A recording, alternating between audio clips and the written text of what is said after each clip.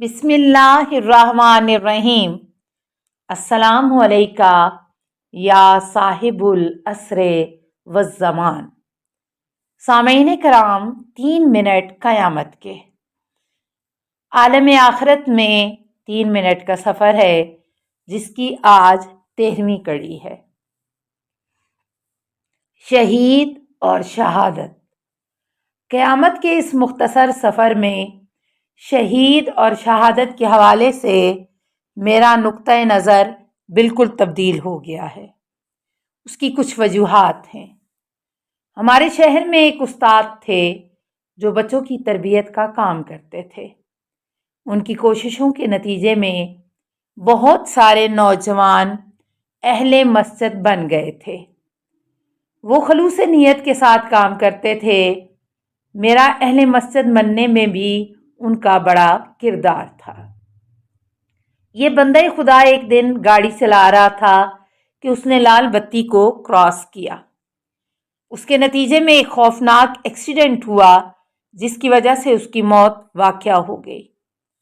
میں نے اس بندہ خدا کو شہداء کی صف میں دیکھا اور اس کو شہادت کا رتبہ ملا تھا۔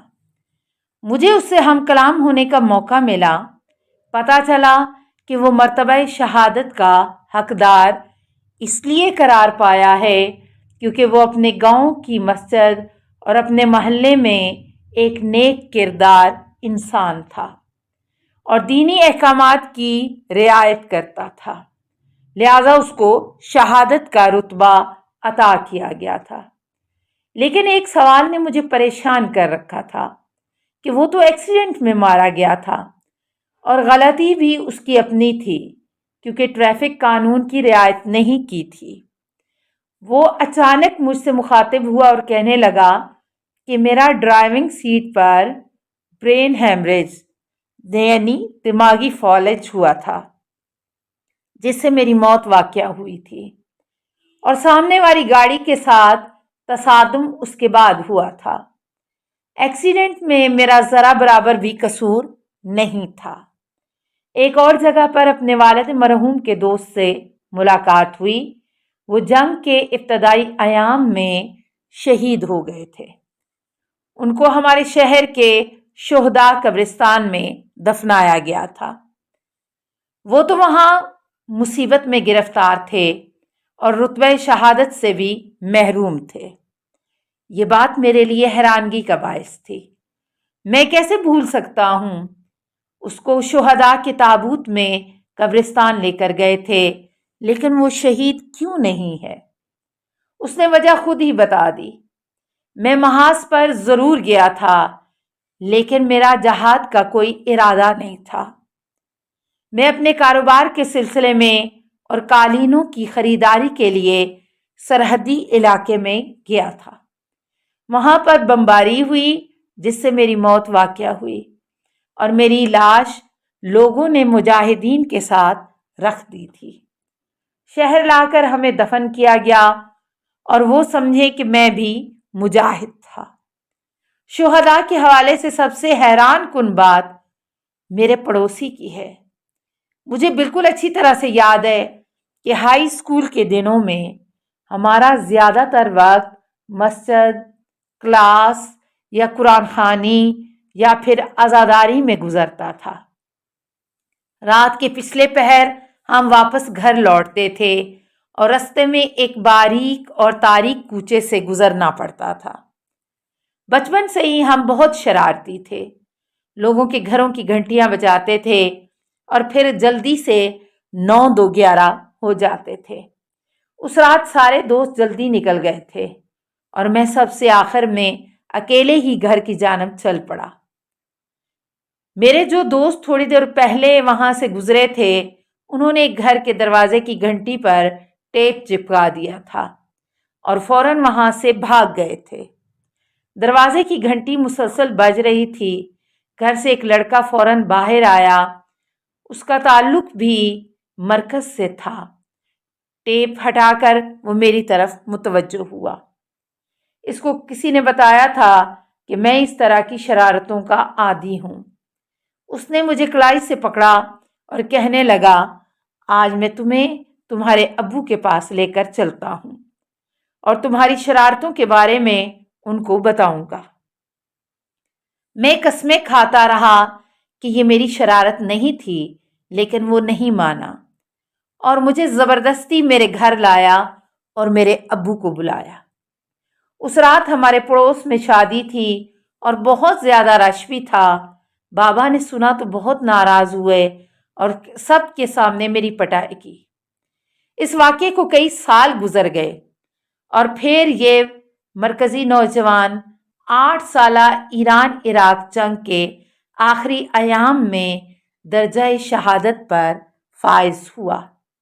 یہ پورا واقعہ اور میری پٹائی کا منظر میرے نامہ اعمال میں درج تھا۔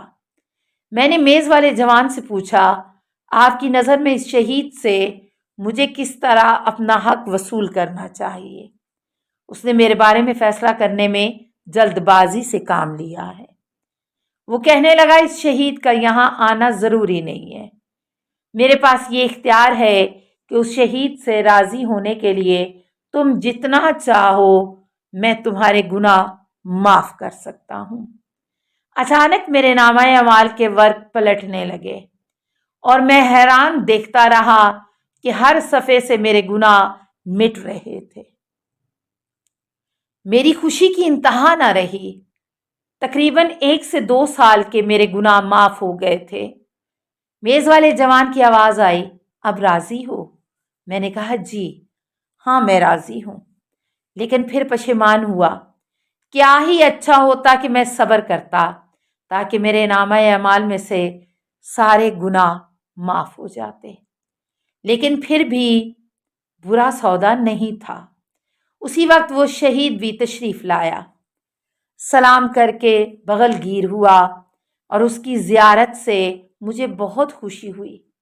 کہنے لگا، میرے ہاں آنے کی ضرورت نہیں تھی، لیکن پھر بھی آیا ہوں تاکہ آمنے سامنے آپ سے معافی مانگوں، اگرچہ آپ کا بھی قصور تھا کیونکہ آپ ایسی شرارتیں کرتے رہتے تھے۔ حقوق العباد۔ جب سے مجھے نوکری ملی ہے میں نے اپنا 50 سال معین کیا تھا۔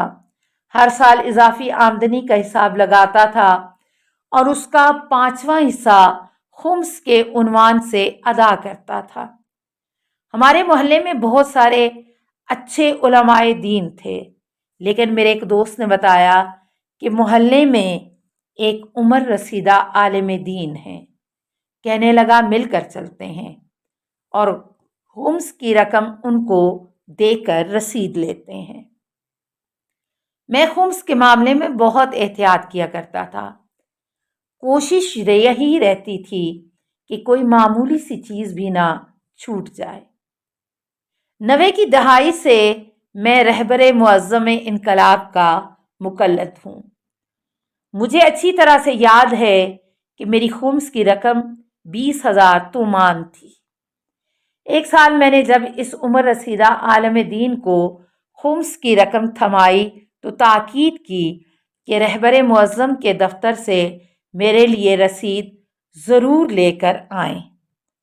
اگلے ہفتے رسید لینے گیا تو یہ دیکھ کر حیران رہ گیا کہ رسید کسی اور ہی آیت اللہ کی ہے۔ میں نے پوچھا، یہ کس طرح کی رسید ہے؟ کہیں آپ سے غلطی تو نہیں ہوئی ہے؟ میں نے صاف صاف کہا تھا کہ میں رہبر معظم کا مقلد ہوں۔ وہ کہنے لگا، اس سے کوئی فرق نہیں پڑتا ہے۔ مجھے بہت غصہ آیا اور میں نے انہیں 2 ٹوک الفاظ میں کہہ دیا کہ مجھے ہر حال میں دفتر رہبری کی رسید چاہیے۔